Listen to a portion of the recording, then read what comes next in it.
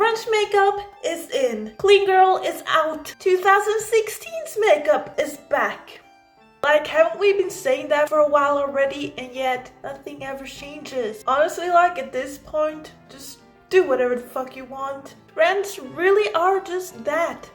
Trends. And they should never limit your creativity in any way, shape, or form. But I will say this, I do at the very least hope that beauty content creators will sort of step up their game, because watching a neutral makeup look is okay every once in a while, but most of the time, I want to see creativity. I want to see what people can come up with makeup.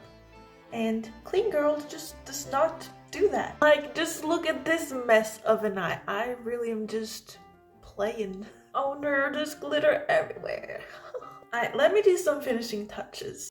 And here's the final glam. Now, would I want to do this every day? No. I do not want to put in this much effort all the time. But I do still think we should acknowledge that makeup should be fun. If Clean Girl is fun for you, then good for you. But this, it just has my heart in pieces because it's so pretty. See you in the next one.